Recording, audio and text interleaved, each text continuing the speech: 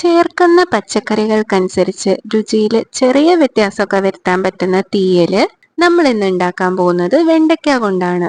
ചൂടായ എണ്ണയിലേക്ക് ഉലുവയും കറിവേപ്പിലയും ഇട്ട് അരക്കപ്പ് തേങ്ങ ഒന്ന് വറുത്തെടുക്കണം.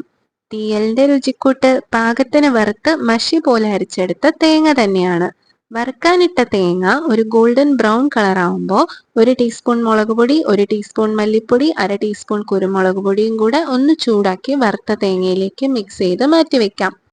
അതൊന്ന് ചൂടാറി വരുമ്പോഴത്തേക്കും 3 ടേബിൾ സ്പൂൺ എണ്ണ ചൂടാക്കി കടുകും ഉലുവയും പൊട്ടിച്ച് 10-15 അല്ലി ചെറിയ ഉള്ളിയും 2 പച്ചമുളക് നടുവേ കീറിയതും 50 ഗ്രാം വെണ്ടയ്ക്ക അരിഞ്ഞതും കൂടെ എണ്ണയിലിട്ട് മൊരിച്ചെടുത്ത ശേഷം 1/2 ടീസ്പൂൺ വീതം മുളക് പൊടി, മഞ്ഞൾപ്പൊടി, മല്ലിപ്പൊടി, ആവശ്യത്തിന് ഉപ്പും കൂടെ ചേർത്ത് പൊടികളുടെ പച്ചമണം മാറി വരുമ്പോൾ ഒരു നെല്ലിക്ക വലുപ്പത്തിലുള്ള പുളി വെള്ളത്തിലിട്ട് പിഴിഞ്ഞെടുത്തതും പാകത്തിന് ഉപ്പും കൂടെ ചേർത്ത് തിളപ്പിച്ച് കുറുക്കിയെടുക്കണം.